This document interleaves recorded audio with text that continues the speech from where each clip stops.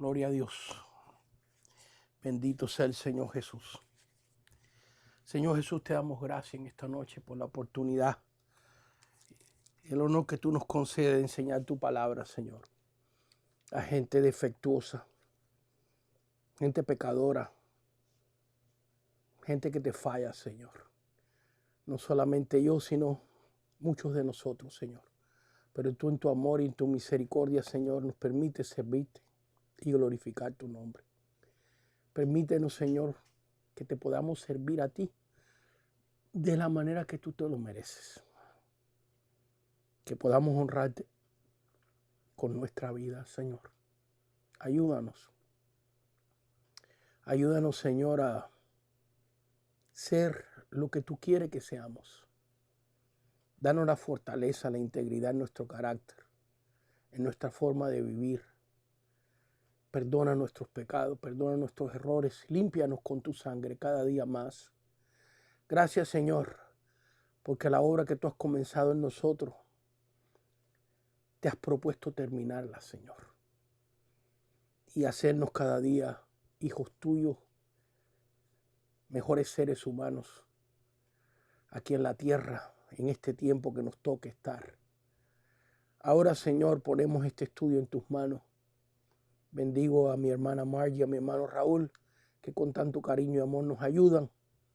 Y gracias a ellos, gracias a lo que tú has provisto en sus manos todo este estudio, podemos llegar a vidas, bendecir vidas, Señor. Ese es nuestro deseo. Permítanos, Señor, poder bendecir a alguien, no solamente enseñar, no solamente hablar, sino hablar de parte tuya, Señor, para la gloria de tu santo nombre. En el nombre de Cristo Jesús. Amén, amén, amén. Gloria a Dios. Estamos en la clase de el Seminario Teológico Práctico, un curso de 3 años. Ya vamos casi 1 año y 8 meses. Nos hemos salido del formato de la clase porque el curso tiene un libro que contiene los 3 años de clase, un libro que me costó a mí 14 años de mi vida poderlo confeccionar con la ayuda de Dios. Muchos años de trabajo, y con la ayuda de Dios ese libro pronto estará en Amazon, donde ustedes todos lo pueden adquirir. Gente en El Salvador, gente en Argentina, gente en Canadá, donde quiera que estén viendo el programa, podrán adquirirlo a través de Amazon. Ha tomado muchos años, más de 30 años, para poder yo ponerlo de una manera que muchos lo puedan adquirir. Este libro ha sido distribuido básicamente por mi persona, pero llevamos 30 años distribuyéndolo, y está en la Argentina, en Colombia, en Cuba, en Puerto Rico, en El Salvador, en México, en muchos lugares. Es un libro que entrena obreros. Tiene 3 años de clase, un instituto bíblico. Para esos que no pueden ir a un instituto, para esos que no tienen las finanzas, para esos que por la transportación no pueden llegar. Dios nos puso esa tarea muchos años atrás, y ha sido un material que ha entrenado a cientos y cientos y cientos, no estoy exagerando. Si alguna persona que me está viendo y escuchando es testigo de esto, me gustaría que pusiera alguna nota en Facebook para testificar de cómo este material te ha ayudado. Bueno, nos hemos salido del libro porque Dios puso en mi corazón dar un estudio acerca del tabernáculo. Hace muchos años quise dar una sola predicación del tabernáculo y terminé dando 14 predicaciones. Ha pasado muchos años, y cuando he predicado de aquí a allá, enseño del tabernáculo un poquito por aquí y por allá, pero Dios puso en este curso que diera un estudio lo más detallado posible, lo más detallado a mi alcance del tabernáculo. Si no me equivoco, ya llevamos 22 clases, no sé, mija, sí, 24 clases del tabernáculo. Cuando llegamos a las tablas de los mandamientos, es lo que está dentro del arca, o la que estaba dentro del arca de Dios, pues dimos mandamiento por mandamiento, 1 hora y media de clase en cada mandamiento. Así que nos hemos detenido. Esperamos que le hayan sido de bendición a esos que ustedes lo han estado viendo. Y esos de ustedes que no, que están recién entrando, bueno, todas estas clases están en Google, ahí es donde las pueden conseguir, en YouTube.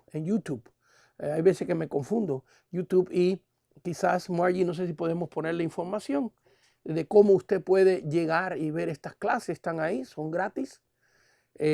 24 clases del tabernáculo y muchas otras cosas más.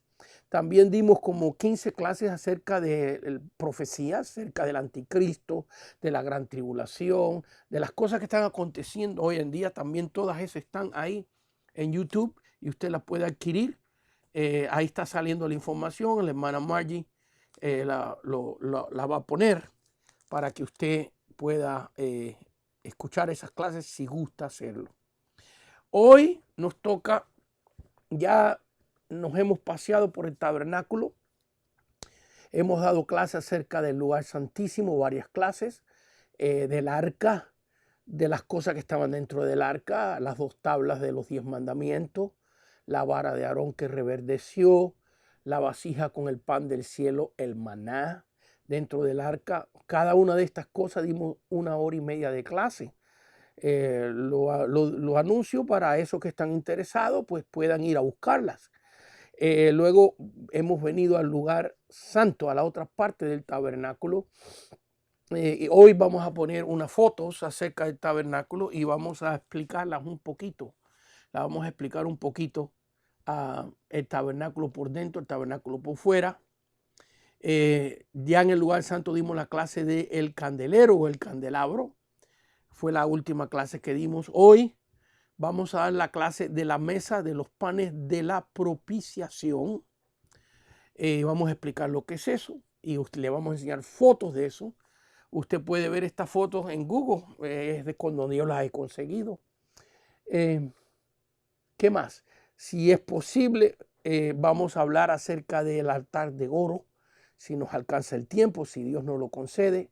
Si no, usted puede irlo estudiando. Estamos hablando de que la mesa para el pan de la propiciación está en Éxodo capítulo 25, del versículo 13 al versículo 30. Ya lo puede ir buscando, en un ratito lo vamos a leer. Y la porción del el altar de oro, de incienso, está en Éxodo capítulo 30. Usted lo puede conseguir ahí. Si Dios nos lo permite, por lo menos yo estoy preparado a ver cómo fluye el tiempo, que Dios me ayude para poderle bendecir. Antes de arrancar en la clase, quiero darle gracias a esos que han estado cooperando económicamente. Algunos hermanos a través de PayPal, otros a través de Zelle. Nos mandan una ofrenda de $20, $10, $5, 50, hay veces que más. Y esto me ha permitido a mí, en este tiempo que muchas de las iglesias están cerradas, etcétera, campañas, tuve que cancelar casi todas mis campañas. Las mismas iglesias me las propusieron para otras fechas hasta que se pueda. Pero estas ofrendas que me han mandado me han mantenido, me ha ayudado a mantenerme tiempo completo en el ministerio. Así que se lo agradezco mucho. Muchísimas gracias a ustedes. Así que también a través de la clase, si usted tiene preguntas, por favor, escríbalas, mándalas. Aquí tenemos 2 hermanos técnicos, Margie y Raúl, su esposo, esta pareja que Dios ha puesto a mi lado para ayudarme. Yo los bendigo en el nombre de Cristo Jesús. Ellos están pendientes a todos sus comentarios y le vamos a estar al final de la clase contestando sus preguntas. Muy bien, vamos a empezar. Empezamos leyendo Éxodo 25, versículo del 23 al 30. Lo voy a leer rapidito, no voy a parar, a hacer mucha pausa, porque a través de la clase vamos a ir explicando los versículos. Harás asimismo una mesa. Quiero decir que según yo he buscado información y he tratado, esta es la primera mesa que se menciona en la Biblia. De aquí por delante se menciona en muchos lugares, pero esta es la primera. La primera mesa que se menciona en la Biblia, estoy seguro que la gente tenía mesa, que comía en las mesas, pero la Biblia menciona que yo haya podido encontrar, y me pasé bastante tiempo hoy, esta es la primera que se menciona mesa. Dios quiso que la primera mesa que nosotros conociéramos fuera la mesa de Él. Estoy seguro que los seres humanos tenían mesa, pero Dios quiso que en su palabra la primera mesa que nosotros conociéramos es la mesa del Señor. Esta mesa que estaba en el lugar santo a la mano derecha. Así que vemos es el primer mueble que se describe del lugar santo, la mesa de los panes de la propiciación, de la proposición. Y vamos a explicar todo eso. Harás asimismo una mesa de madera de acacia, casi la construcción del tabernáculo y de los muebles del tabernáculo, casi todos fueron de madera de acacia. Y casi todos fueron forrados, o debo decir la mayoría, muchos, forrados de oro puro o de plata también. Vemos que las bases de las tablas que formaban las paredes del tabernáculo eran bases de plata. Luego en el patio, los muebles del patio del atrio, el altar del holocausto, la fuente donde se lavaban los sacerdotes, ya eran de bronce. Todo esto tiene un simbolismo tremendo. Pero vemos aquí que esta mesa va a ser cubierta de oro puro, lo vamos a leer. Harás asimismo una mesa de madera de acacia, su longitud será de 2 codos y de 1 codo de anchura y su altura de 1,5 codos. Aquí nos da las dimensiones. Eso de ustedes que quieran figurar las dimensiones, bueno, mira, 1 codo viene siendo la medida desde el dedo del centro al codo. Lo difícil es que era el codo del sumo sacerdote y todo ser humano tiene un codo diferente. Entonces mi codo puede ser que tenga una medida y luego hay una persona que mide 6 pies, 7 pies. No sabemos la altura física de Aarón, que era el sumo sacerdote. No sabemos su codo cuánto medía. Pero la medida averaje, la medida más calculada es 1 pie y 6 pulgadas. 1 pie y medio. 1 pie y medio. Así que ese es un codo, usted puede calcularlo ahí y sabe las medidas de la mesa. A ver, su longitud era de 2 codos, 2 codos viene siendo 3 pies, más o menos, y de 1 codo, su anchura, 1 codo es 1 pie y medio, y su altura de 1,5 codos. Así que su altura viene siendo de 2 pies. Ese era el tamaño de la mesa donde estaban estos panes. Y la cubrirás de oro puro. Y le harás una cornisa de oro alrededor. Esto es importante porque esto lo vamos a tocar en la clase. Una cornisa, en otras palabras, una corona alrededor. Y lo vamos a ver en las fotos que vamos a enseñar. Alrededor tenía una cornisa, una corona alrededor. Y le harás también una moldura. Y ahora tiene otra moldura, así que tiene 2 bordes que rodean la mesa. El propósito era que los panes que van en la mesa no se cayeran, pero hay otros propósitos, hay otras figuras espirituales. En otras palabras, el pan que representa a Cristo, pero también nos representa a nosotros. ¿Ves? Dios pone estas molduras para protección, para protegernos a nosotros. Por supuesto que Cristo no necesita ninguna protección porque Él es el Hijo de Dios. Pero cuando vemos los panes como representación espiritual de la iglesia, de nosotros, porque son 12 representando a las 12 tribus de Israel, eran 2 columnas de 6 y 6 y representaban a Israel, que es un simbolismo en el Antiguo Testamento de la iglesia, representada por 12 apóstoles. En el Nuevo Testamento, fíjense el número 12, 12 y 12. Entonces tenía primeramente una moldura, no una moldura, sino primeramente tenía alrededor cubierta de oro y harás cornisa, una corona alrededor. Por eso se llama cornisa, porque si dice corona nada más, viene siendo una cosa, pero una cornisa, en otras palabras, en forma de corona. Y también una moldura alrededor, 2 cosas para protegernos. Dice, de 1 palmo menor de anchura. Un palmo menor era el palmo de un niño.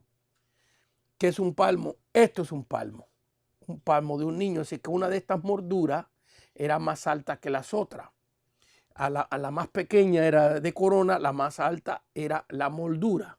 Y harás a la moldura una cornisa de oro alrededor. Así que la moldura también tenía coronas, tenía formas de corona arriba.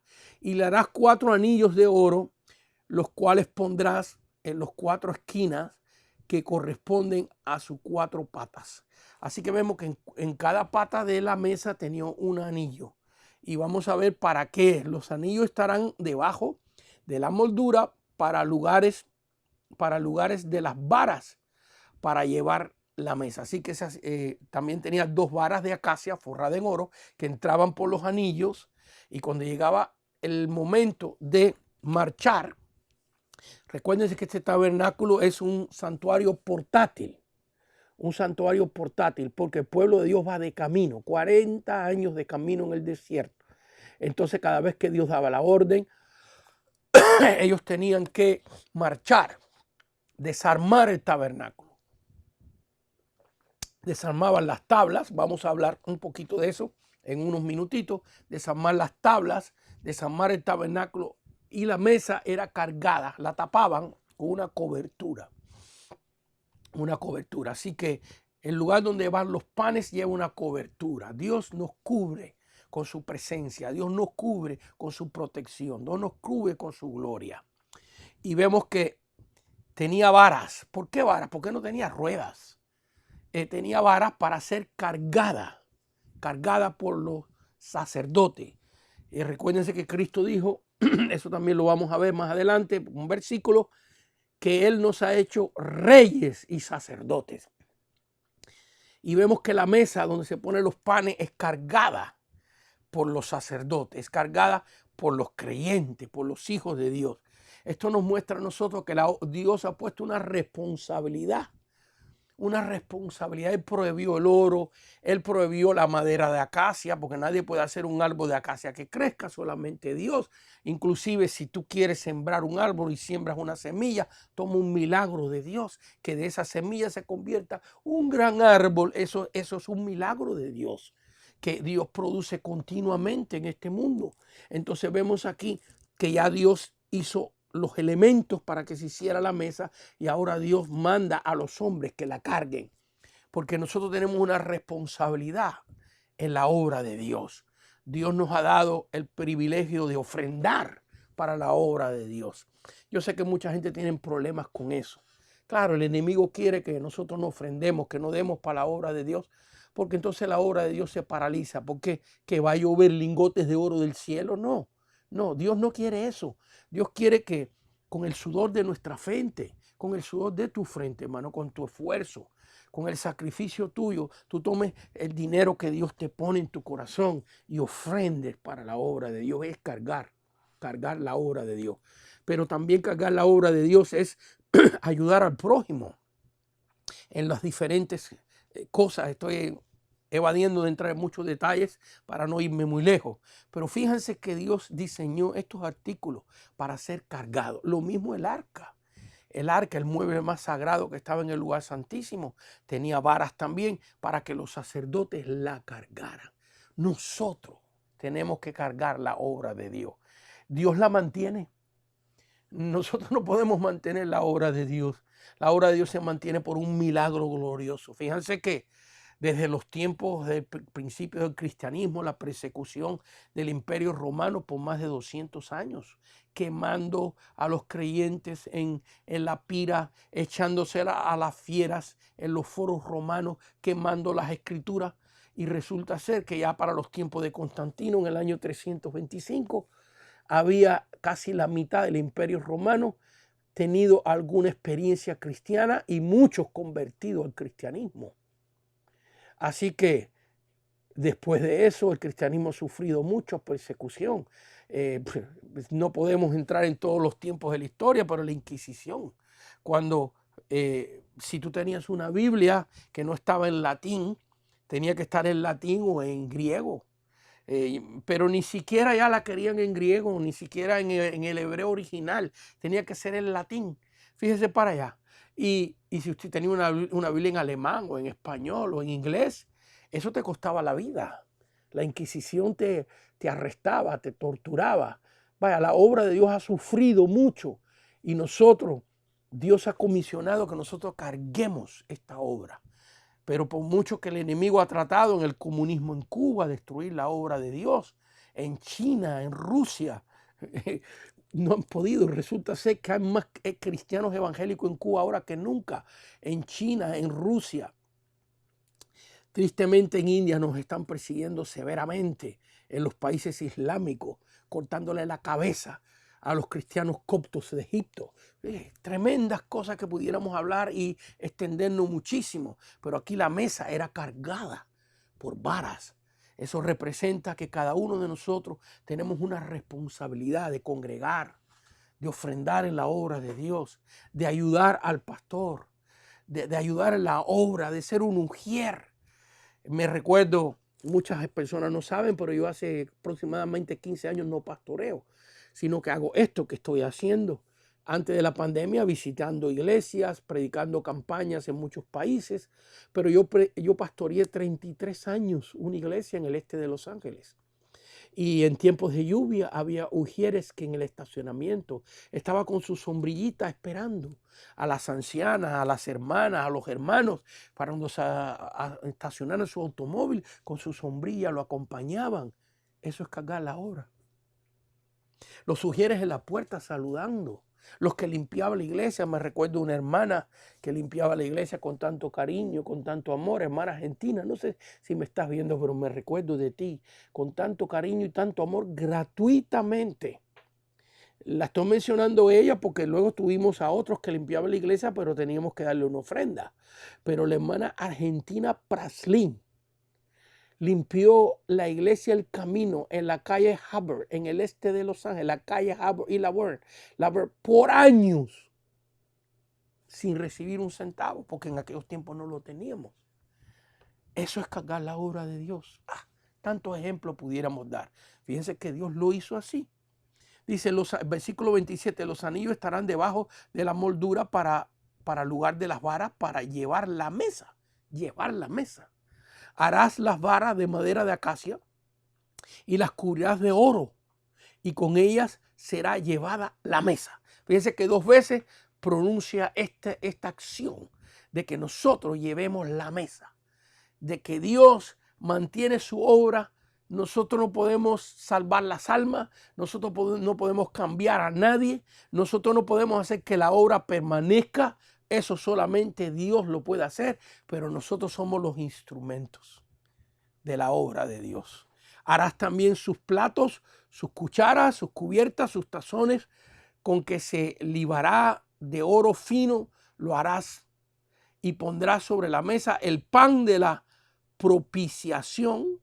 Aquí sí dice propiciación, delante de mí continuamente. Así que esos panes tenían que estar ahí de día y de noche, en la mesa, dentro de la casa de Dios, en el lugar santo.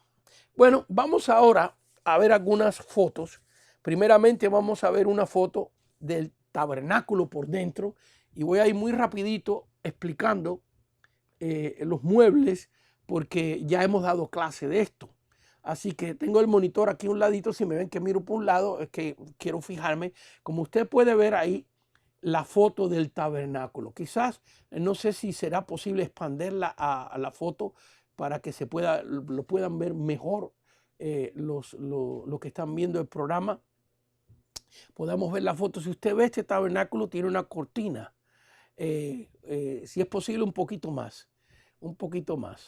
Tiene una cortina que divide 2 secciones. Fíjense que allá en la parte última de atrás, está el arca. ¿Ve aquella caja, aquella arca con las varas? ¿Ven las varas?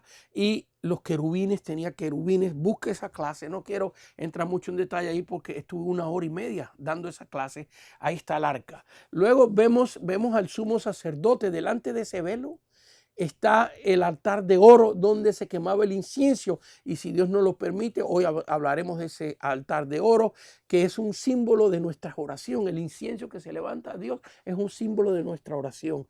Y si no nos alcanza el tiempo hoy, será para la próxima clase. Luego está viendo aquí casi al frente el candelero o el candelabro de oro, el cual la clase pasada fue.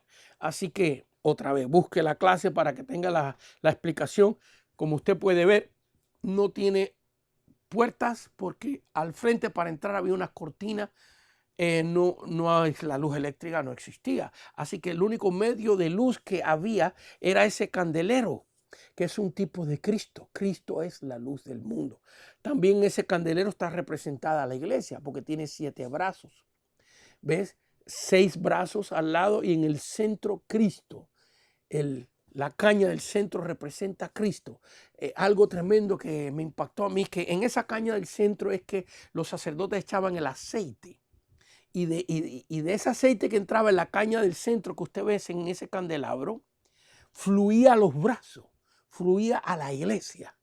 Cristo y su Espíritu Santo es la única fuente que nos hace alumbrar. Lo único que nos da vida espiritual. La vida espiritual sin Cristo no existe. No existe. De Él es que emana la vida. Lo dice en Juan capítulo 15. Él dice, yo soy la vid y ustedes son los pámpanos. Y sin mí nada podéis hacer. Qué tremendo. Y luego de atrás, otra vez la foto, por favor, del el tabernáculo por dentro, porque quiero enseñar la mesa. Quiero enseñar la mesa. Bueno, es que mi foto está tapando la mesa. Si ustedes ven ahí mi foto y luego la mesita que está abajo, que la vamos a enseñar más grande. La vamos a enseñar más grande y más bonita. ¿Ves? Pero aquí los técnicos están haciendo una maravilla con esto. Bueno, ya movimos mi foto. Mire, usted veía en la esquinita una mesa, se ve chiquitita, pero la vamos a ver en su forma más grande. Así que aquí vemos los muebles del tabernáculo. Y fíjense que en la descripción bíblica, Dios empieza a describir su tabernáculo de adentro para afuera. Esto es tremendo. En el capítulo 25 de Éxodo empieza la descripción de los muebles del tabernáculo. Fíjense, el capítulo 25 primeramente nos empieza a describir el arca. El mueble que está en el lugar santísimo, allá donde se ve aquellos ángeles, empieza a describir el arca, nos da las medidas, nos dice detalles. Después del arca nos describe la mesa. En el capítulo 25 de Éxodo, del versículo 23 al 30, lo hemos leído. Después nos describe el candelero de oro, del versículo 31 al versículo 40. Y después del capítulo 26 empieza el tabernáculo. Así que vemos que Dios describe su tabernáculo de adentro para afuera. Pero ahora vamos a poner la foto del tabernáculo. En un ratito vamos a ver la mesa en más detalles, etcétera. Pero ahora vamos a ver el tabernáculo de afuera para adentro. De afuera para adentro. Y vamos a describir el patio, el atrio. A ver si lo podemos poner más grandecito, la foto, para que lo puedan ver. Como ustedes pueden ver ahí, ahora el tabernáculo se ve de afuera. Y vemos en el patio aquel cuadrado que usted ve, que parece que tiene fuego en medio. No sé si es posible hacerla más grande o eso es todo lo más grande que se puede hacer. A ver, vamos a hacerla más grandecito. Fíjense que hay una entrada, el tabernáculo, el patio para el tabernáculo tiene una puerta solamente, porque Jesús es la puerta, la única puerta a la presencia de Dios, al ambiente de Dios. Si tú quieres llegar al Padre, tiene que ser a través de Cristo. Y eso es una decisión no nuestra. Usted dice que ustedes los evangélicos todo lo quieren a través de Cristo. No, pero es que eso no es una decisión nuestra. Esa es la decisión de Dios Padre, de Yahweh, de Jehová, Dios Todopoderoso, Dios Padre. Él decidió que Cristo ahora, por su sacrificio en la cruz, por su sangre derramada en el Calvario, Él decidió que Jesús fuera el único mediador entre Dios y los hombres. Por eso hay una puerta. Hay una puerta para el atrio, hay una puerta para el lugar santo y una puerta para el lugar santísimo. Y en la clase pasada dimos los nombres de esas puertas. La puerta del atrio, la primera, se llamaba Camino. La puerta que entra al lugar santísimo, aquel velo que usted ve allá, se llamaba la verdad o verdad. Y luego la que vimos dentro del tabernáculo que dividía al lugar santo, al lugar santísimo, se llamaba vida. Por eso cuando Jesús en Juan 14 dice, yo soy el camino, la puerta de entrada al atrio, donde se hacen los sacrificios para el perdón de los pecados.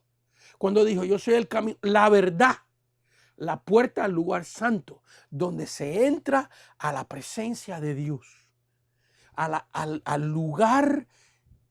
El lugar santo representa el lugar humano, el lugar natural donde nosotros como humanos podemos entrar a la presencia de Dios, a los panes, al candelabro, a nuestras oraciones, al incienso, ¿ves? Como humanos.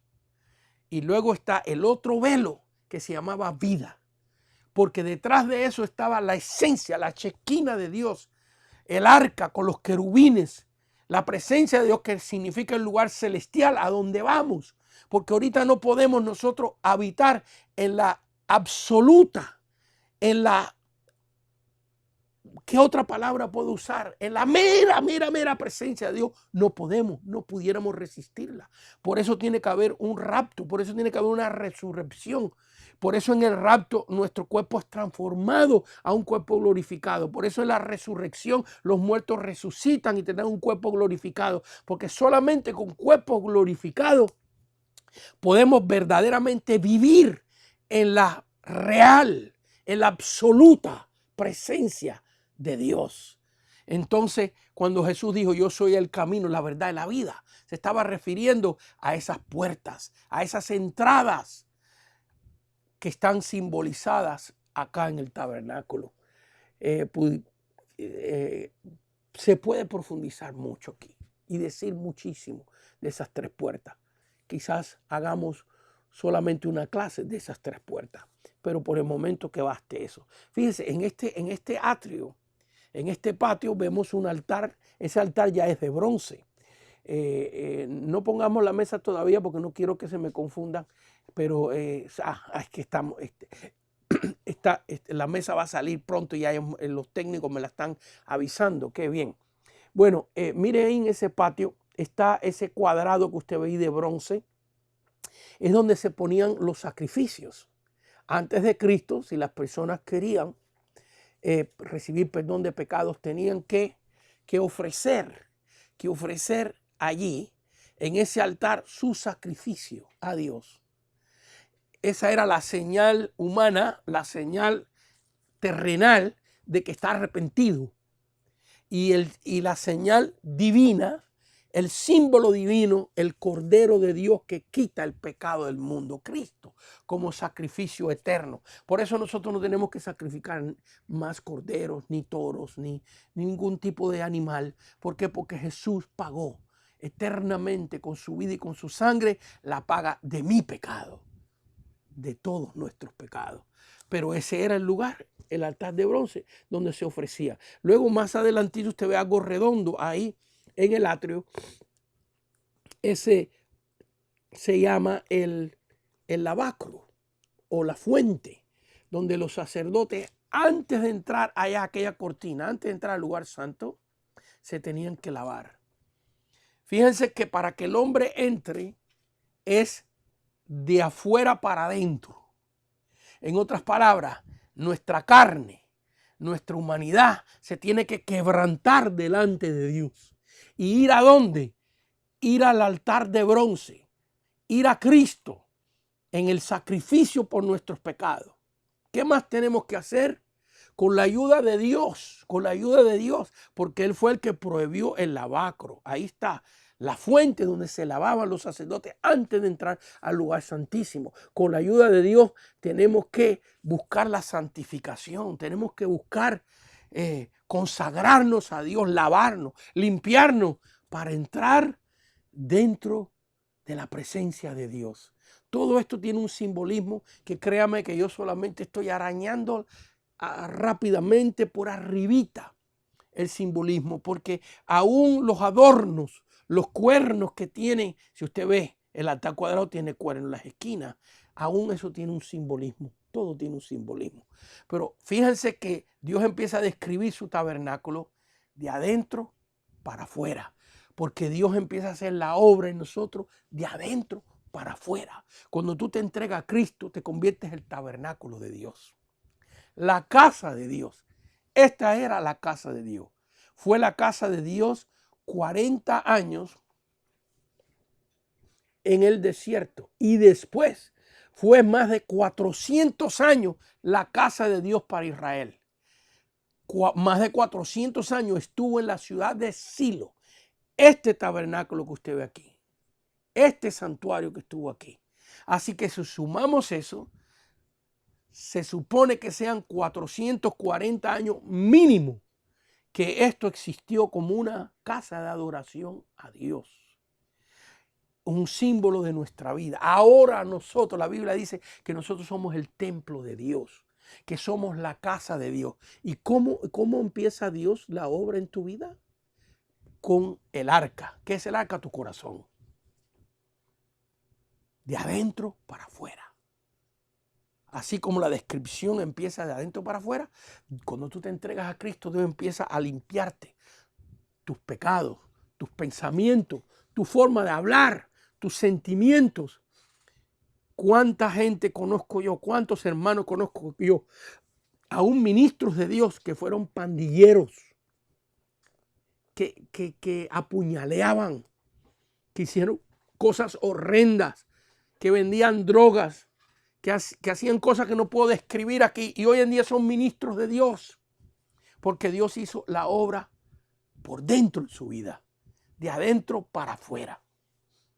Pero ahora, hermanos míos, ahora el hombre, para entrar, los sacerdotes para entrar, tenían que ser de afuera para adentro. Las personas que venían con su sacrificio tenían que primeramente estar fuera del atrio, luego entrar por la única puerta del atrio que vemos ahí, que se llamaba camino, porque era el camino para entrar a la propiedad de Dios, a la presencia de Dios. Y luego, ¿qué era lo primero que tenían que hacer? Arrepentirse y buscar la salvación, venir al altar. Y luego, lavar su vida, lavar su vida. Entonces, también Dios nos manda que tenemos que hacer un esfuerzo. A ver, veamos algunos versículos bíblicos de la obra que Dios hace por dentro. Vamos a ir al libro de Tito. El libro de Tito, capítulo 3, libro de Tito, casi al final del Nuevo Testamento, una de las epístolas de Pablo, el libro de Tito, capítulo 3, versículo número 5, y dice, nos lavó, no por obras de justicia que nosotros hubiéramos hecho, sino por su misericordia, y por el lavamiento de la regeneración y por la renovación del Espíritu Santo. Aquí hay muchísimo y yo no quiero extenderme, pero lo que está diciendo aquí la Escritura es que Dios hizo una obra en nuestra vida de adentro para afuera. Nos lavó por dentro. No por obras de justicia que nosotros hubiéramos hecho, no por ningún mérito humano, sino por su misericordia. ¿Qué es misericordia? Un perdón inmerecido. No lo merecíamos, pero por el amor que nos tuvo, así extendió esa salvación que lava nuestra alma, por el lavamiento de la regeneración, que es la regeneración, el cambio interno que Dios hace en nuestra vida, y por la renovación en el Espíritu Santo. Así que Dios, así como el tabernáculo empezaba de adentro hacia afuera, Dios empieza la obra en nuestra vida de limpieza, de que nosotros nos convirtamos en su casa, en su templo, de adentro para afuera. ¿Y no es así? ¿Cuánto te gustaba ir a ti a la iglesia antes de aceptar a Cristo? Esos de ustedes que conocen al Señor, esos de ustedes que han sido bautizados o llenos con el Espíritu Santo, esos de ustedes que han aceptado la salvación de Dios. ¿Cuánto te gustaba ir a la iglesia antes? ¿Cuánto te gustaba leer la Biblia? Pero una vez que aceptaste al Señor, te gusta ir a la casa de Dios, te gusta alabar su nombre, te gusta leer su palabra. Es que esto es nuestra vida. No podemos ya vivir sin estar adorando al Señor, leyendo su palabra, una obra de adentro para afuera. Y la confesamos con nuestra boca, se exterioriza la obra de Dios. Pero leamos un versículo, ¿verdad? De cómo también ahora el hombre se tiene que acercar a Dios de afuera para adentro, como el tabernáculo. En nuestra manera humana, acercarnos a Dios. ¿Qué nos dice la Biblia? Romanos capítulo 12, versículo número 2. Romanos 12, 2. Romanos 12, 2. Romanos 12, 2 dice así: no os conforméis a este siglo, sino transformados por medio. Fíjense que en este versículo Dios habla de la acción nuestra. La salvación es gratis, tú no puedes pagar por ella, es obra de Dios. Y el resultado de la salvación es el Espíritu Santo dentro de nosotros, limpiándonos. Pero Dios nunca va a violar tu libre albedrío. Dios nunca va a violar tu voluntad. Aunque tengas el Espíritu Santo adentro, si tú quieres pecar, tú vas a pecar. Dios no, si, por ejemplo, si tú quieres agarrar dar un ejemplo que me viene a la mente, una persona que conoce a Dios y, por ejemplo, quiere agarrar una pistola y empezar a tirar tiros, tú decides hacer eso, Dios va a tocarte, Dios te va a decir no lo hagas, Dios va a insistir contigo, pero eventualmente, si tú lo decides y te lo propones, lo vas a hacer. Porque Dios nunca va a violar tu voluntad. No violó la voluntad de Adán y Eva. Dios podía haber hecho que se le secara la mano a Eva antes de agarrar la fruta. Dios podía haber hecho que se abriera la tierra y se tragara el árbol. Pero no lo hizo. Solamente le dijo lo que él deseaba. Romanos capítulo 12, versículo 2 nos habla de que aun cuando tenemos a Dios, cuando tenemos el Espíritu Santo, tenemos que usar nuestra voluntad, tenemos que usar nuestra fuerza para decidir honrar a Dios, para decidir caminar con Dios. No os conforméis este siglo, sino transformados por medio de la renovación de vuestro entendimiento. La palabra hay que entenderla. La palabra hay que entenderla. Así que esa palabra que ha entrado en nosotros tiene un entendimiento, tiene un razonamiento. Dice, para que comprobéis cuál sea la buena voluntad de Dios, agradable y perfecta. Tú tienes que decidir, yo como creyente tengo que decidir todos los días hacer la voluntad de Dios. Y te lo está diciendo uno que ha fallado en mi caminar con Dios. No estoy fallando, pero tristemente viví muchos años siéndole bastante fiel a Dios en lo que cabe humanamente. No se asusten que no voy a entrar en detalle. Muchos quisieran que yo entrara en detalle. Pero déjame decirte que por 33 años caminé con Dios lo más fiel que se pudiera ser humanamente. Y luego tuve una etapa en mi vida donde acontecieron cosas que no las voy a contar, pero cosas horribles, donde yo no viví para Dios como debía hacerlo. Le digo esto porque como le estoy hablando aquí de la voluntad, de decidir, pero como yo había tenido un encuentro genuino con Dios, como yo verdaderamente amaba al Señor, Dios tuvo misericordia de mí. Y su Espíritu Santo me tomó y me levantó y me bendijo. No me gusta hablar de esto, pero es bueno porque puede ser alguna persona que esté caída en este momento. Y yo te digo a ti que 7 veces cae el justo y Dios lo levanta. Si tú clamas a Dios, aunque a ti te parezca que es imposible otra vez entrar por esa puerta que es el camino, camino al altar, camino a la limpieza, a la fuente donde se lavan, así se te hace imposible que ella pueda entrar por ahí. Yo te digo a ti que más poderoso es Dios que tu pecado. Y más poderoso es Dios que tu desobediencia. Y más poderoso Dios es que tu error. Te lo estoy poniendo diferentes palabras por si acaso. Dios es más poderoso y Dios te puede levantar y bendecir, porque el amor de Dios, los que hemos conocido a Dios de verdad, sabemos que no hay nada mejor que caminar con Cristo. Lo triste de esto es que hay mucha gente Mucha gente que acusa y condena a los que caen. Yo tuve que vivir eso en mi propia carne. Acusan y condenan a los que caen, pero no es porque ellos están perfectos. Y no es porque ellos no han tenido pecado, sino que los tienen escondidos. Es triste, pero hay mucha hipocresía en la obra de Dios. Por eso, hermano mío, no debemos de juzgar a otros, porque tú no sabes lo que te va a tocar a ti el año que viene. Tú no sabes lo que te va a tocar a ti dentro de 6 meses. No, tú no sabes. Y por eso, en vez de juzgar a una persona que cae, tenemos que utilizar el esfuerzo que vamos a usar para criticar, para condenar, para aplastar, para pisotear. Esa cantidad de energía y de esfuerzo tenemos que usarlo para levantar, para bendecir, para ayudar a los demás. Bueno, aquí estamos en pie, por la gracia de Dios. Así que aquí vemos que la Biblia nos enseña que el atrio también, para entrar a las cosas de Dios, de afuera hacia adentro. Tenemos que utilizar nuestra voluntad para decidir diariamente. Yo diría casi cada minuto tenemos que decidir a favor de Dios, a favor de su obra, a favor de su caminar. Así que vemos aquí. Ahora vamos a entrar más a la mesa.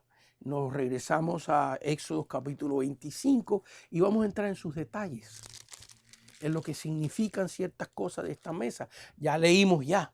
Así que la mesa en el versículo 24, el versículo 24 y 25, 23 y 24, vemos los materiales de esta mesa. ¿Qué simbolizan estos materiales? Y ahora sí vamos a poner la mesa, la foto número 3. Vamos a poner la mesa y vamos a verla ahí preciosa. Mire esa mesa así.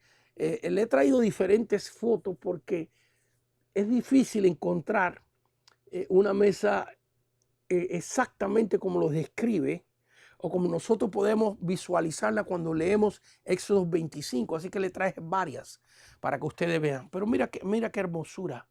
Usted ve ahí el borde, ese tiene un borde. La verdadera mesa tenía 2, en un ratito se lo voy a enseñar otra que tiene 2, pero esta enseña bien los panes. Ahí usted ve 6 panes que se ponían en esta mesa. Vamos a entrar en el simbolismo de estos panes en un ratito, pero ahorita vamos a describir sus materiales. El versículo 23 dice: asimismo harás una mesa de madera de acacia. Versículo 23. Y luego versículo 24 al principio dice: y la cubrirás de oro puro. Así que era una madera de acacia y de oro puro. No se ve la madera de acacia ahí porque está cubierta de oro. Eso es lo que se ve. Entonces, pero por dentro tiene madera de acacia. Y esto es un simbolismo. A ver, ¿qué simboliza este material? Dejemos que la Biblia lo diga. Primera de Timoteo capítulo 3. Nos vamos a Primera de Timoteo capítulo 3. Yo lo estoy buscando, igual que usted, al mismo tiempo. No traigo los versículos marcados, sino mis notas, buscándolo juntamente con usted, para darle tiempo a esos que nos están viendo, si hay algunos nuevos o que están empezando, que tenga tiempo de encontrar el libro de Timoteo, capítulo 3, versículo 16. Dice así: indiscutiblemente grande es el misterio de la piedad. Así que hay un misterio grande aquí. ¿Cuál es ese misterio? Dios fue manifestado en carne. ¿No te parece que ese es un tremendo misterio? ¿Cómo es posible? ¿Cómo es posible que el Dios de la gloria se haya manifestado en carne?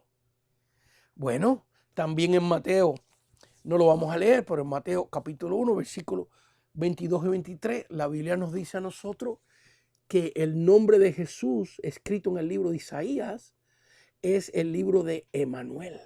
Mateo 1, 22 y 23. Cuando el ángel se le aparece a José, le dice: le pondrás por nombre Yeshua en hebreo y Jesús en griego.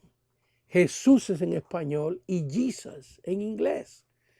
Digo esto porque es importante, por un tiempo se usaba el nombre Yeshua en hebreo, porque los primeros que se convirtieron fueron israelitas y hebreos. Pero cuando se escribe el Nuevo Testamento, Dios decidió que aún los israelitas, como Juan, como Pablo, como Pedro, escribieran el Nuevo Testamento en griego.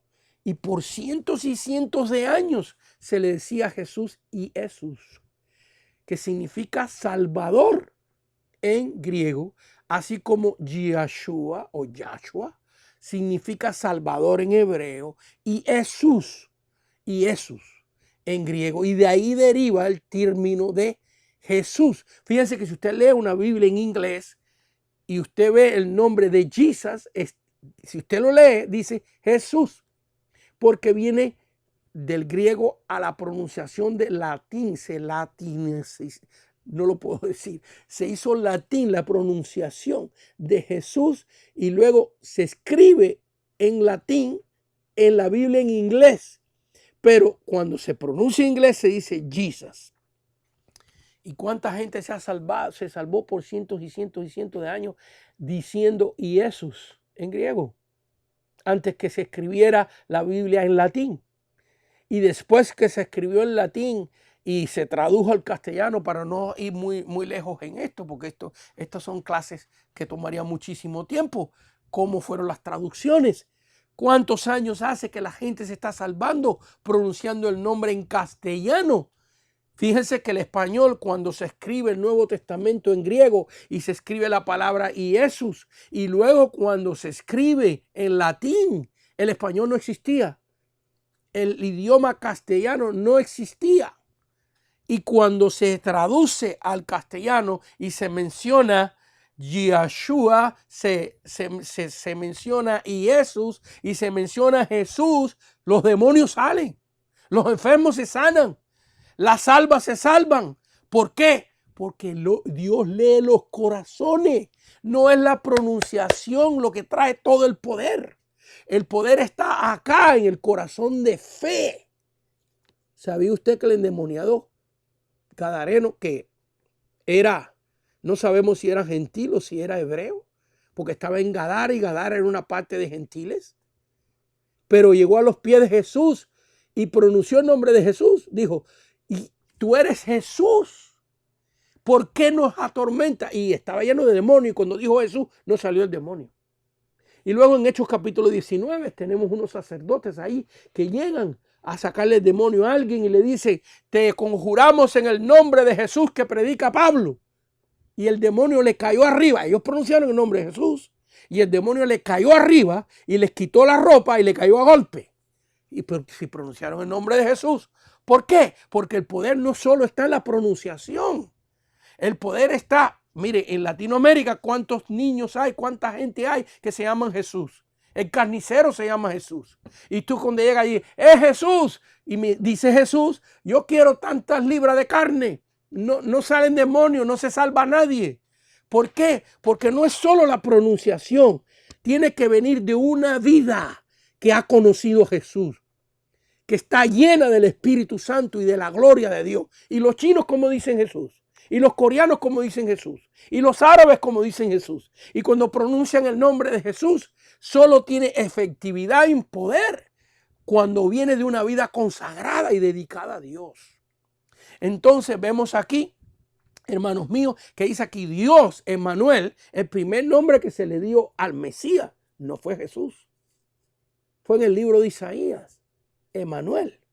Luego en Mateo, que es hebreo, que es israelita, no sabemos de qué tribu es.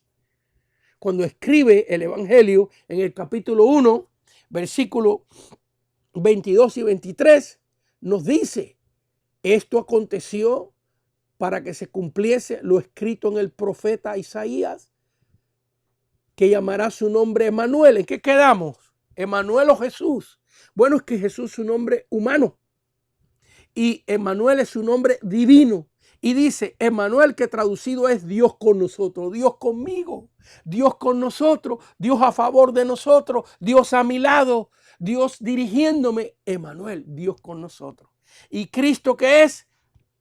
acacia, madera, su humanidad. ¿Y qué es? Oro divino, los materiales de la mesa.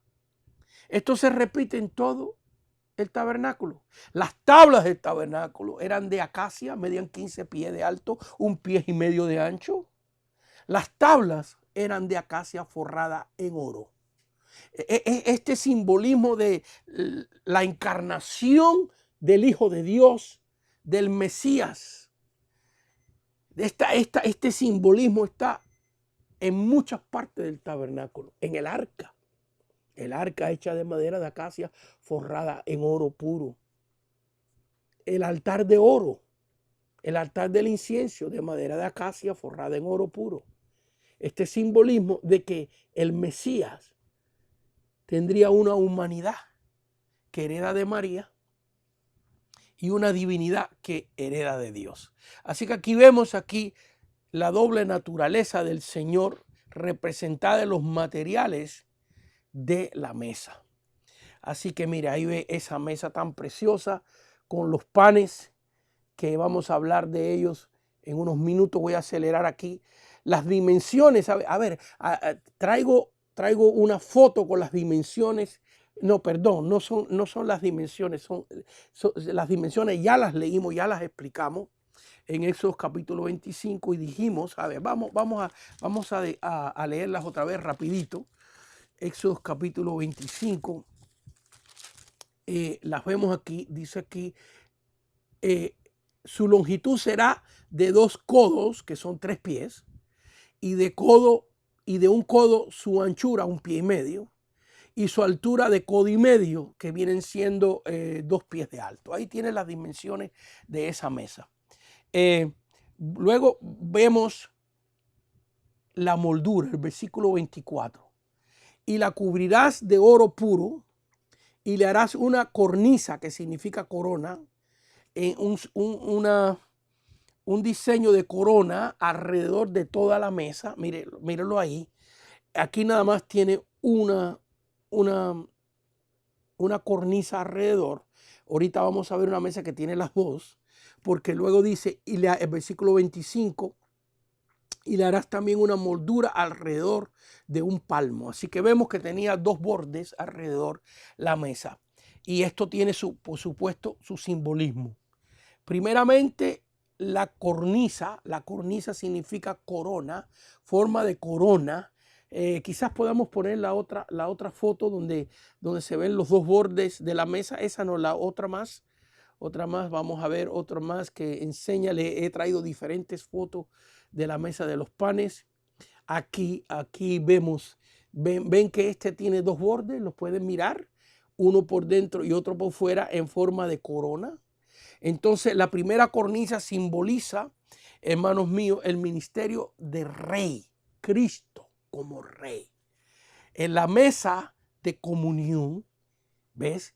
¿Para qué son los panes? Ya me estoy adelantando porque veo que el tiempo no me va a alcanzar para dar todo lo que Dios me dio, pero vamos a dar lo que Él quiere que demos. Fíjense, ¿para qué son los panes? Comunión. Esta es la mesa. Cristo es la comunión del Padre con nosotros. Usted no puede tener comunión al Padre. Mira, si tú no tienes a Cristo, tú oras a Dios. Dios tendrá misericordia de ti. Pero si tú quieres una relación con Dios Padre, tienes que tener a Cristo. Porque Él lo decidió. Cuando Jesús fue bautizado, este es mi Hijo amado, en el cual tengo complacencia. En otras palabras, Dios ni siquiera tiene complacencia con nosotros. Este es mi Hijo amado, en el cual tengo complacencia. Dios se complace de nuestra alabanza. Dios se complace del incienso en el altar de oro de nuestras oraciones. Dios se complace de nuestra comunión, como vimos la mesa con los panes, comunión con Dios, porque tenemos a Cristo. Es a través de lo que el Padre siente a través de su Hijo Jesucristo que llega a nosotros la complacencia de Dios. Y aquí vemos que esta primera moldura representa, fíjense que Dios utiliza diferentes terminologías. En la primera dice una cornisa, que viene siendo una moldura alrededor en forma de corona. Y a la segunda dice, y le harás también una moldura. Luego utiliza otra terminología que es diferente porque simboliza diferentes cosas. La primera moldura, la primera cornisa representa a Cristo como rey. Y la Biblia dice que Él es Rey de Reyes y Señor de Señores. Pero yo quisiera que estudiáramos algo. ¿Cómo Jesús hereda el reino? Nos vamos primeramente a Mateo. Busque su Biblia conmigo, porque voy a tratar de ser muy breve y explicar algo bastante complicadito. Es más, que yo he dado clases de esto, de lo que les voy a dar en 1 minuto o 2. He dado clases de 2, 3 horas. Mateo capítulo 1 y Lucas capítulo 3. Por favor, búsquelo, márquelo. Y yo quiero que usted lea algo y ponga atención. Primero lo voy a leer. Y después vamos a tratar de descifrarlo. Vamos a Mateo capítulo 1. Mateo capítulo 1, versículo número 1, 2 y 6. Mateo capítulo 1, versículo 1, 2 y 6. Libro de la genealogía de Cristo, hijo de David. ¿Ven, hijo de David? Bueno, por eso es que Jesús hereda el reino. Por eso corniza de manera de corona, representando que Cristo es rey.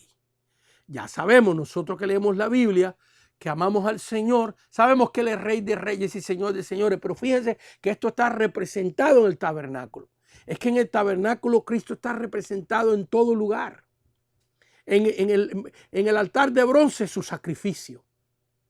En el arca de Dios la presencia, la esencia de Dios a través de Cristo. En las molduras de la mesa su reino. Hijo de David, hijo de Abraham. Versículo número 2. Abraham engendró a Isaac. Y aquí vemos una genealogía. La genealogía. El linaje de donde viene Cristo. Fíjense en el versículo 6 con cuidado. Isaí engendró al rey David. Y el rey David engendró a Salomón. El rey David engendró a Salomón. A ver, repite eso conmigo, los que están interesados. Los que están interesados en ver la línea del reino de Cristo. Dice aquí que David engendró a Salomón. Y si usted se fija, dice de la mujer de Urías. Salomón engendró a Roboam. Así que vemos aquí que del rey David nace Salomón. Y aquí está el linaje de Cristo, donde viene a parar en José. En el versículo 16, y Jacob engendró a José, marido de María. Así que esta es la genealogía de Cristo por el linaje de José. Pero ahora nos vamos a Lucas capítulo 3. Nos vamos a Lucas capítulo 3 rapidito.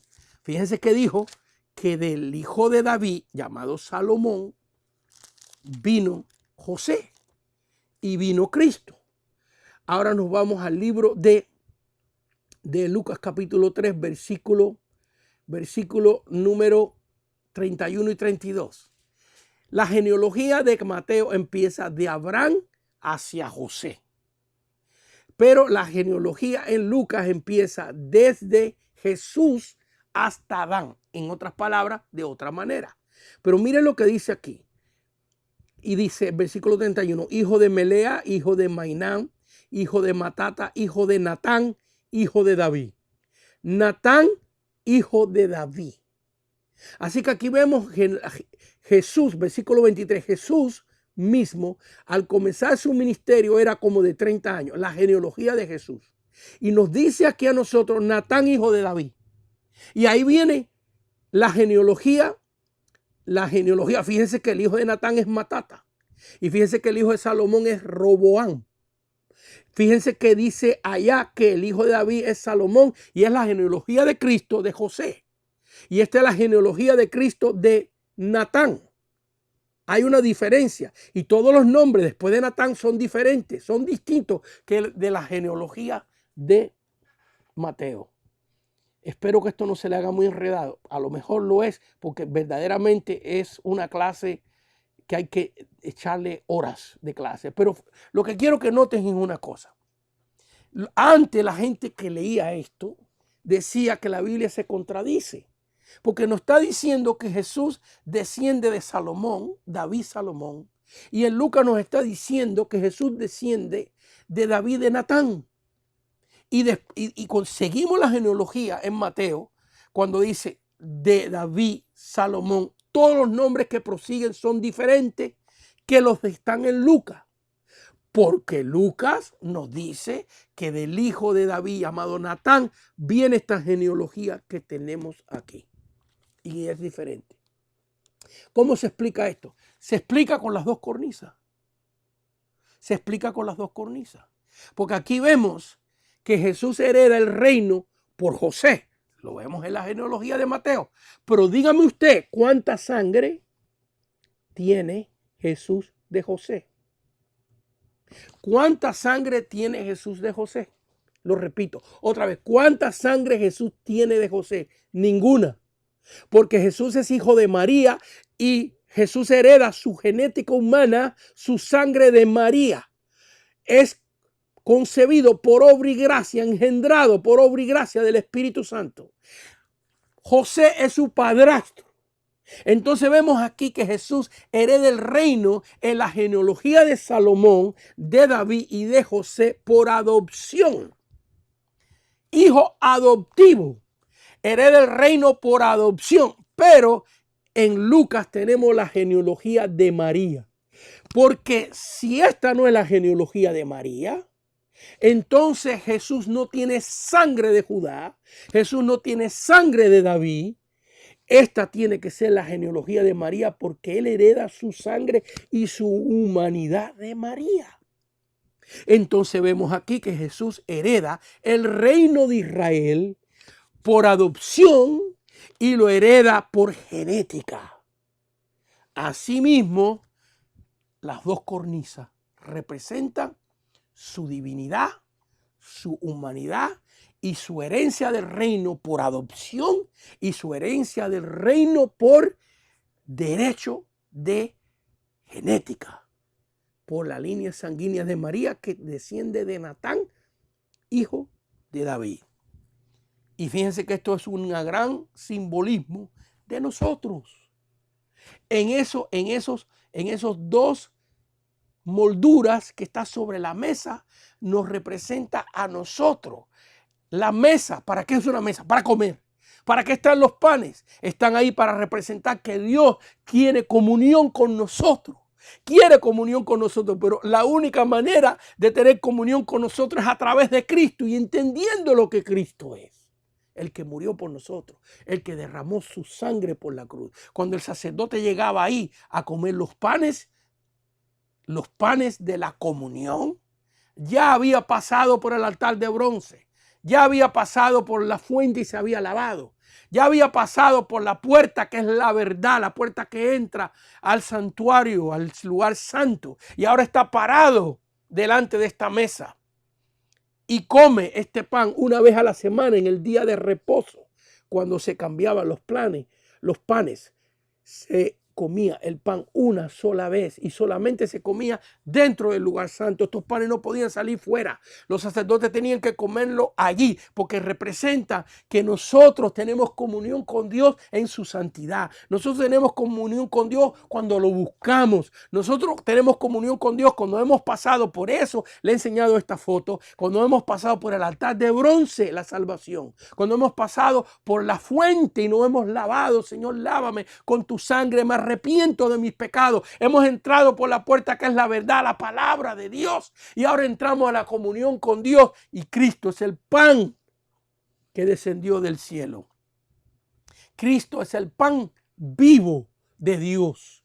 Juan capítulo 6, Juan capítulo 8, para que lo lea cuando tenga tiempo. Y ahí estamos nosotros, porque nosotros somos reyes y sacerdotes también por la misericordia de Dios y por el don de Cristo. Y estamos ahí delante de esa mesa comiendo esos panes, como el sumo sacerdote lo hacía, en la comunión con Dios, en la presencia con Dios. ¿Y qué somos nosotros? Hijos adoptivos. Porque Jesús es el unigénito del Padre, ¿verdad que sí? Si Él es un unigénito, ¿qué somos nosotros? La Biblia lo dice bien claro, que nosotros hemos sido adoptados por Dios, hijo adoptivo. Pero Dios nos ha dado el Espíritu Santo y somos morada de Dios. Así que somos reyes por adopción, como Cristo a través de José, y somos reyes por naturaleza porque tenemos el Espíritu Santo, así como Jesús, que desciende de David, de Natán, por el linaje de María, y tiene su sangre y su humanidad desde el linaje de Abraham, de Judá, de Isaí, de David, de Natán, de María. Eso representan esas dos molduras que están ahí. Por eso, cuando empecé, dije que solamente estábamos arañando por arribita la profundidad de lo que es el tabernáculo, porque todo tiene un simbolismo tremendo de Cristo, de la iglesia, de nosotros, para la gloria de Dios. Así que estas molduras representan su reino y representan su sacerdocio. Jesús es rey y sacerdote. Hebreos capítulo 4. Hebreos capítulo 4. ¿Podemos regresar a la mesa con los panes otra vez, por favor? Veamos la mesa con los panes de la comunión, que por supuesto, también esto es un símbolo de la Santa Cena. Estoy evitando entrar ahí porque en un ratito, quizás si Dios nos concede, nos quedan 20 minutitos. Hebreos capítulo 4, versículo 14 al 16. Hebreos 4, del 14 al 16, que nos dice la Escritura. Ya sabemos que Cristo es rey. ¿Y qué más es Cristo? Cristo es sacerdote. Sacerdote que heredó el sacerdocio de Dios. Sin embargo, Él no viene de la tribu de sacerdotes. Porque ahora es sacerdote. ¿Quién fue el que hizo a Aarón sacerdote? ¿Quién fue el que decidió que solamente la familia de Leví, los levitas, fueran sacerdotes? Si no fue Dios. Dios fue el que decidió eso. Ahora, sin embargo, Jesús no viene de la familia de Leví, ni de la familia de los sacerdotes. Viene de la tribu de Judá, de la familia de reyes. Y ya hemos comprobado en su genealogía cómo él hereda el reino por adopción de José y por derecho de herencia sanguínea de María.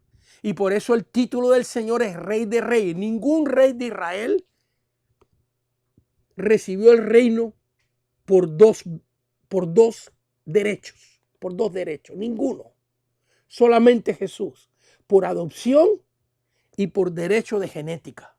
Ahora, en Hebreos capítulo 4, versículo 14, dice: por tanto, teniendo un gran sumo sacerdote que traspasó los cielos, Jesús, vaya, cuando usted está leyendo esto, por tanto, teniendo un gran sumo sacerdote, Aarón era el sumo sacerdote en el Antiguo Testamento, pero aquí dice: por tanto, teniendo un gran sumo sacerdote que traspasó los cielos, Jesús, el Hijo de Dios, retengamos nuestra profesión. ¿Ok?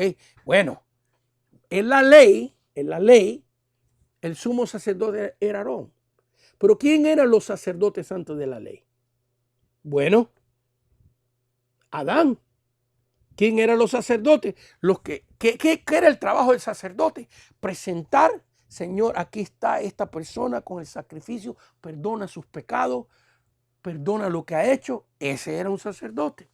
¿Qué más hacía? Enseñar la palabra. Diferente al ministerio del profeta, porque el profeta representa a Dios delante de los hombres. Así dice Jehová. Esto es lo que dice Jehová.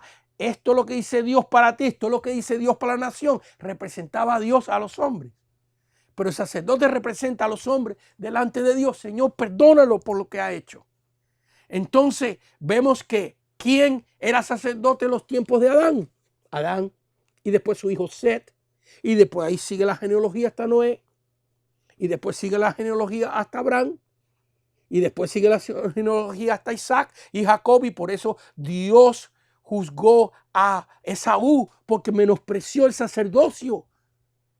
Menospreció el sacerdocio. Y todavía no existían las tribus de Israel. Y ahora existen 12 familias los hijos de Israel, 12 tribus, y es hasta la ley. Es hasta el tiempo donde Moisés recibe la ley en el monte Sinaí, donde Dios decide que la tribu de Leví, el tercer hijo de Jacob, sea el linaje sacerdotal. Lo decidió Dios. Bueno, pues Dios decidió que Cristo es el sumo sacerdote. Ahora, por tanto, teniendo un gran sumo sacerdote, aquel era sumo sacerdote, pero Cristo es el gran sumo sacerdote. ¿Por qué? Porque pagó por los pecados con un sacrificio supremo. Dice la Biblia, un eterno sacrificio. Por tanto, teniendo un gran sumo sacerdote que traspasó los cielos, Jesús, el Hijo de Dios, retengamos nuestra profesión. Porque no tenemos un sumo sacerdote, vuelvo a repetirlo, que no pueda compadecerse de nuestras debilidades, sino uno que fue tentado en todo, según nuestra semejanza, pero sin pecado. Así que vemos que esos dos bordes que tenía la mesa representan su reino y su sacerdocio. Pero mire lo que la palabra dice en Primera de Pedro, capítulo 2, versículo 9. Primera de Pedro, capítulo 2, versículo 9. Y ya nos quedan unos pocos minutos para terminar. Primera de Pedro, capítulo 2, versículo 9. Dice, mas vosotros sois linaje escogido. ¿A quién se está refiriendo Pedro?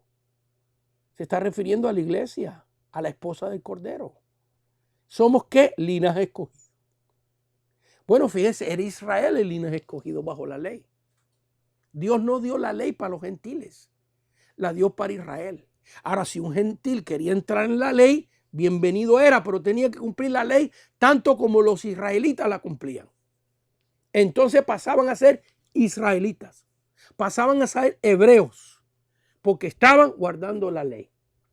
Y dice aquí la Biblia, mas vosotros sois linaje escogido. ¿A quién le está escribiendo Pedro en su epístola? A los gentiles, a la iglesia, que ahora incluye a Israel, ahora incluye a todos los gentiles, negros, blancos, chinos, todos somos linaje escogido, real sacerdocio.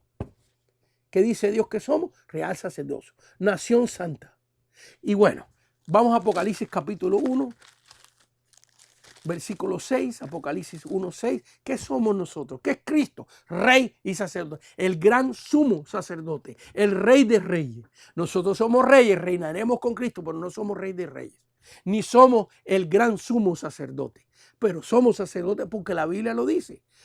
Apocalipsis capítulo 1, versículo 5, y de Jesucristo el testigo fiel, primogénito de los muertos y el soberano de los reyes de la tierra, al que nos amó, nos lavó de nuestros pecados con su sangre y nos hizo él. ¿Quién?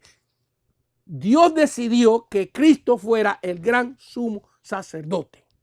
Dios decidió que Jesús heredara el reino de Israel por adopción por José y por naturaleza por María. Eso es decisión de Dios. Dios lo hizo así. Porque ahí hay un simbolismo, como hemos explicado. Yo soy hijo adoptivo de Dios. Estoy representado en la genealogía de Cristo en José. Y soy hijo de Dios por naturaleza porque tengo el Espíritu Santo adentro, la genealogía de María. Y aquí dice, nos hizo reyes y sacerdotes. Dios nos hizo reyes y sacerdotes. Así que ya no existe para Dios Padre, aunque en Israel están todavía conservando el linaje de Leví. Tienen todos los materiales para hacer el templo, para rehacer los sacrificios, para nombrar un sumo sacerdote. Yo he hablado con israelitas y me han hablado de que ellos han conocido sacerdotes de la tribu de Leví y se entusiasman. Y me lo contaba aquel israelita, aquel hebreo, me contaba aquello con un entusiasmo porque él tuvo el honor de conocer a uno de los descendientes de la tribu de Leví. Bueno, si yo conociera a uno, creo que sería una bendición, sería algo digno de tratar. Pero la Biblia dice que los reyes y sacerdotes ahora son la iglesia, la esposa del Cordero, los que han sido lavados por la sangre de Cristo. Ya delante del Padre no existe un sacerdocio de la tribu de Leví. Y por eso Cristo, siendo de la tribu de Judá, del linaje de David, viene siendo el gran sumo sacerdote. Así que todo esto está representado en la palabra de Dios. Aquí vemos los panes y con esto voy a terminar. En Apocalipsis 3:20, aquí estamos en el libro de Apocalipsis, vamos a ir a Apocalipsis 3:20. Fíjense que esto tiene un gran simbolismo de la Santa Cena. Voy a darle el nombre en hebreo, de lo que significaba estos panes. Antes de leer el Apocalipsis. En hebreo, estos panes, el nombre es Lehev Panim. Lehev Panim. Otra vez, L-E-J-E-F, Lehev Panim. Y significa pan del rostro. O significa pan de la presencia. O también significa pan de la comunión. ¿Por qué pan del rostro? Porque ahí el sumo sacerdote se presentaba ya lavado, ya entró al lugar santo y se presentaba a la presencia, al rostro de Dios. Así que estos panes, cuando el sacerdote los comía, estaba teniendo un simbolismo de la comunión con Dios, así como cuando nosotros tomamos la Santa Cena, estamos recordando la muerte y el sacrificio de Cristo. Estamos viendo verdaderamente su rostro, lo que Él hizo por nosotros. Lehev Panim significa el rostro de Dios. Significa la presencia de Dios. Significa la comunión con Dios. Ese es el nombre hebreo que tenía estos panes. Ahora, en Apocalipsis capítulo 3, versículo 20, Apocalipsis 3:20 dice, aquí yo estoy a la puerta y llamo. Si alguno oye mi voz y abre la puerta, entraré a él y cenaré con él y él conmigo. Ahí está la comunión con Dios, la comunión con el Señor. Así que, Primera de Corintios, nos quedan 10 minutitos, 5 minutos más de clase y terminamos. Primera de Corintios 11, en la cena del Señor, aquí en esta palabra, Lehev Panim, el rostro de Dios, pan del rostro de Dios, o pan de la presencia, o pan de la comunión con Dios. Hay un gran simbolismo de la Santa Cena. ¿Ves cómo se tenían que presentar aquellos sacerdotes? Tenían que presentarse lavados en la fuente que estaba afuera antes de entrar. ¿Cómo tenemos que presentarnos nosotros cuando vamos a tomar la cena del Señor? Esto es importante. Yo veo que en algunos lugares hoy, como me toca como evangelista, que soy ahora, pastor, fui 33 años, aunque hasta cierta manera todavía pastoreo porque estoy involucrado con muchas personas, con muchos ministerios. Pero soy misionero, evangelista, conferencista, lo que usted quiera, como me quiera llamar. Veo en distintas iglesias que voy cómo hay veces la cena del Señor la toman con un poco de ligereza, como que no le dan la seriedad que verdaderamente ese momento necesita. Un momento de adoración. La Santa Cena se convirtió en un ritualismo por tantos años que ahora han venido otras personas y han querido irse al otro extremo. Que la tome todo el mundo, no importa cómo. No. Fíjense que significa Lehev Panim, significa pan del rostro, lo que estamos viendo. Cuando el sacerdote venía el sábado, tenía que quitar estos panes y poner panes frescos. Estos panes tenían que estar siempre en la presencia de Dios. Eran panes, eran vidas, porque está representando al pueblo de Israel, está representando a la iglesia, representa vidas que han estado en la presencia, en el rostro de Dios. ¿Y qué nos enseña la Biblia con referencia a la Santa Cena? En 1 Corintios 11, versículo 27, de manera que cualquiera que comiera este pan y bebiera esta copa del Señor indignamente será culpado del cuerpo y de la sangre del Señor. Por tanto, pruébese cada uno a sí mismo y coma así el pan y beba la copa. Yo he estado en alguna Santa Cena donde ni se ora. Simplemente sirven el pan, sirven el jugo de la vid o el vino, se lo toman y ni explican, ni oran. Y yo he estado ahí y verdaderamente que me he sentido triste. Porque dice aquí, pruébese cada uno a sí mismo. No la tomemos indignamente. ¿Quién puede ser digno delante de Dios? Nadie. Pero también no podemos ir al otro extremo y hacer de esto una cosa común, una cosa como quiera. No.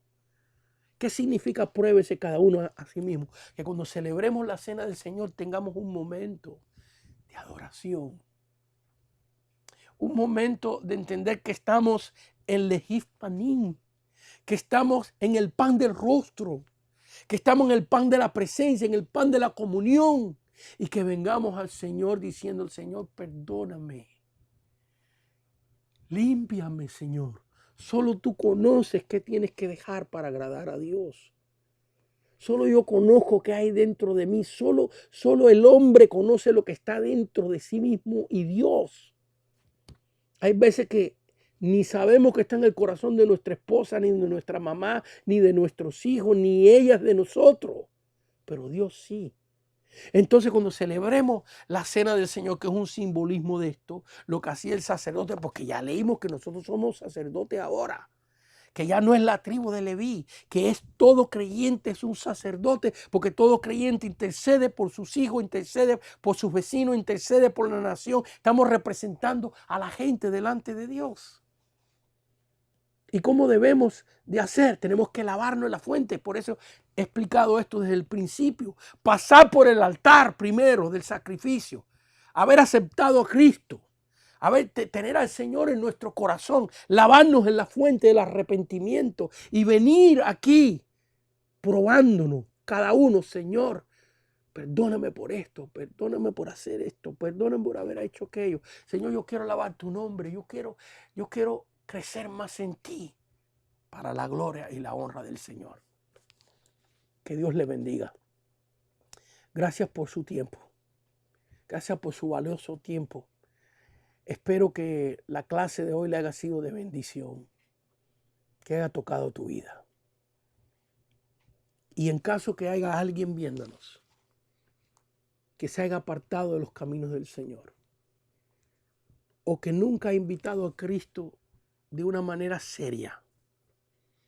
Hay gente que dice, el Señor sabe que yo lo amo, si Él quiere que entre en mí. No, hay que invitarlo. Leímos en Apocalipsis 3:20 que el Señor está a la puerta y llama, te está llamando. Si alguno abre la puerta, tú tienes que abrir la puerta. Él no la va a abrir. Él no le va a dar una patapa para obligadamente entrar a tu vida. Tú tienes que abrir la puerta de tu corazón. He aquí yo estoy a la puerta y llamo. Apocalipsis 3:20. Si alguno oye mi voz y abre la puerta, yo entraré en él. Cristo entrará en ti y cenará contigo. Será esto que hemos estudiado hoy, esta mesa de los panes. Yo voy a hacer una oración. Me quedan unos pocos minutos. Será una oración breve. Repítela conmigo. Es para ayudarte. Es una oración para que invites a Cristo en tu vida. Es una oración para si te has apartado de Él, regreses a sus caminos. ¿Quieres hacerlo? Muy bien. Di así conmigo. Señor Jesús, en este momento te pido perdón por mis pecados. Señor, en este momento te invito a entrar en mi corazón, en mi vida, que con tu sangre, Señor, tu sangre que derramaste en el Calvario, límpiame de mis pecados. Límpiame de mis pecados con tu sangre, díselo. Entra en mi corazón, lléname de tu Espíritu Santo. Confieso con mis labios que tú eres el Hijo de Dios, que tú eres el Señor, mi Rey, mi Dios. Gracias, Dios Padre, por haber enviado a tu Hijo. En el nombre de Cristo Jesús. Amén, amén y amén. Y si usted hizo esta oración y la hizo de sincero corazón, desde ahora por delante usted es un hijo de Dios. Ya no eres solamente una creación de Dios. Ahora eres una creación de Dios y un hijo de Dios. Que Dios te bendiga.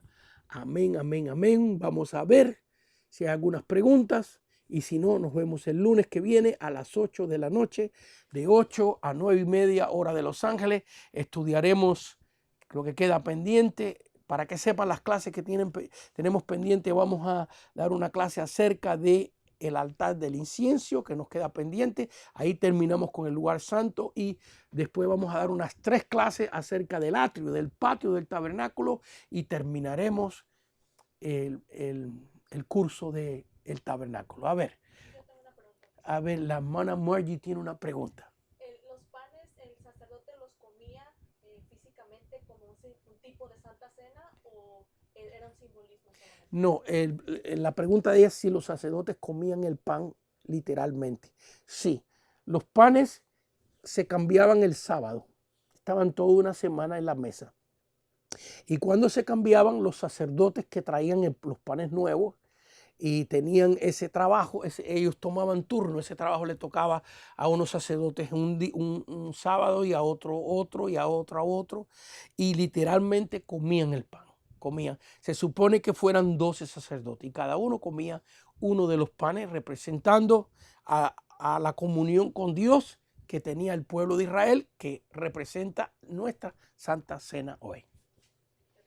Que Dios te bendiga, mi hija. Bueno, hermanos, que Dios les bendiga. Buenas noches y paz de Dios.